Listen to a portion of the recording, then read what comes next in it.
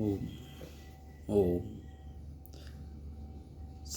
सभी महानुभावों को मेरा सादर वंदन, सादर अभिवादन, सादर नमस्कार।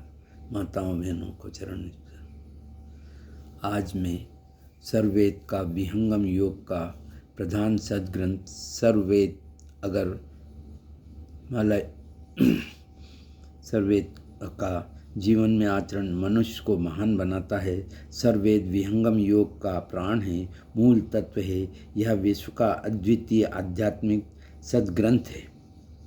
इस महाग्रंथ में परमाणु से परमात्मा तक के समस्त बाह्य तत्व ज्ञान एवं आभ्यंतर भेद साधन को सरल हिंदी भाषा में दोहों के रूप में अनावृत किया गया है। इस दिव्य दोहों के भावपूर्ण श्रवण मात्र से आत्मा के शुभ संस्कार जागृत हो जाते हैं और चेतना ऊर्ध्वमुख होने लगती है। शरीर में थर्राट हो जाती है। अज्ञान का आवरण क्षय होने लगता है। अध्यात्म अपने शुद्धतम स्वरूप में प्रकट हो जाता है। सृष्टि के रहस्यों का अन्वेषण करने वाले वैज्ञानिक स्टीफन हॉकिंग सृष्टि के पीछे काम्यवाद की भूमिका को स्वीकार कर रहे हैं। वे कहते हैं कि यदि सृष्टि के पीछे कंपन है, थर्राट है, वाइब्रेशन है, लेकिन इसकी भूमिका को वे स्पष्ट नहीं कर पा रहे हैं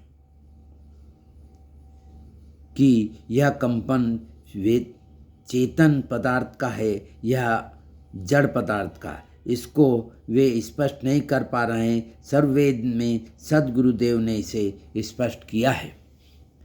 अक्षर माही कंप है, माया योग विकास, सृष्टि के प्रादुर्भाव है, अक्षर जग पर प्रकाश। चेतन सत्ता अक्षर ब्रह्म के द्वारा कंप होने से सृष्टि की क्रियाएं हो रही है। अक्षर में कंप है और उसी कंप से परमाणुओं में संयोग होने लगता है, उनका विकास होने लगता है, जिससे सृष्टि की रचना प्रारंभ होने लगती है। अक्षर ब्रह्म से ही संपूर्ण सृष्टि का कार्य व्यवहार चलता है। वस्तुतः समस्त तत्वों का स्पष्ट बोध हमें सर्ववेद में होता है। इसी तारतम्य में अद्भुत मार्ग योग विहंगम मैं तुमको बतलाऊंगा, यह विधिवत तुम साधन करियो, अमर लोक पहुँचाऊंगा। इसके प्रथम मंडल का तृतीय अध्याय आत्मा की 6 देहों सुषुम्ना कुंडली का वर्णन में करके इसके 51 दोहे से 55 दोहे का अध्यापन वाचन कर लाभ लूँगा। वह सबको लाभ देने की कोशिश करूँगा। अरे बौद्ध बांध युद्ध मंडाल को, धीर संत मन मार, देह पवन मन स्थिर करे, सुरति निरति थिर पार। बांधी पताल आकाश को, फेरे योग विधान, महारथी योधा सबल, संत सोई प्रधान। मना मनन जब तक रहे, तब तक भजन न जान, अमन अगन अनुभव चले, सत्य भजन परमान।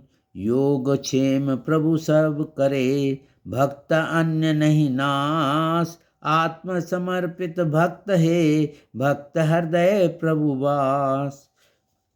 प्रभु से अन्य इच्छा नहीं, इच्छा दुख कर मूल, विविध विपदा द्वंद्व में, इच्छा जग मूल।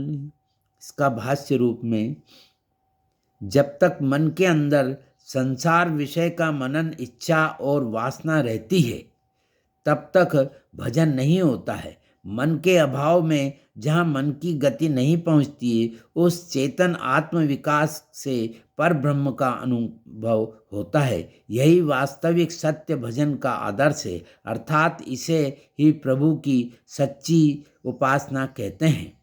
अतएव मन के रहते भजन नहीं होता है। मन का निरोध कर लय शांत कर देने पर ही चेतन आत्मा चेतन साधन से चेतन पर ब्रह्म की प्राप्ति करती है। इति।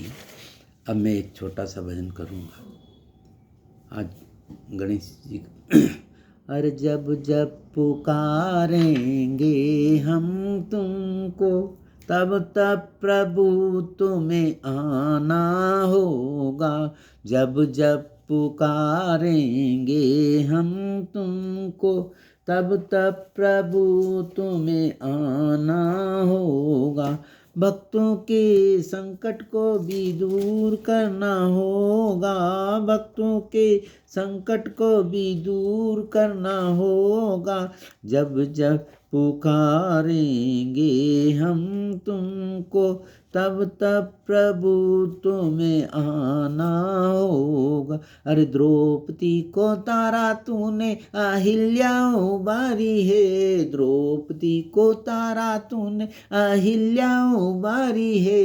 हमको भी तारो प्रभु हमारी भी बारी है। हमको भी तारो प्रभु हमारी भी बारी है। नैनों को दर्शन देना होगा। नैनों को दर्शन देना होगा। जब जब पुकारेंगे हम तुमको तब तब प्रभु तुम्हें आना होगा। अरे ध्रुव ने पुकारा तुम तो दौड़ करके आए हो। ध्रुव ने पुकारा तुम तो दौड़ करके आए हो। अपना बना के उसे गले से लगाते हो। अपना बना के उसे गले से लगाते हो। हमको भी अपना बनाना होगा। जब जब पुकारेंगे हम तुमको तब तब प्रभु तुम्हें आना होगा। अरे गणिका अजामिल जस पापी तुमने तारे हैं। गणिका अजामिल जस पापी तुमने तारे हैं। हम भी है शरण में प्रभु जैसे हैं तुम्हारे हैं। हम भी है शरण में प्रभु जैसे हैं तुम्हारे हैं। नैया को पार लगाना होगा। जब जब पुकारेंगे हम तुमको तब तब प्रभु तुम्हें आना होगा। ओम योग सत्संग।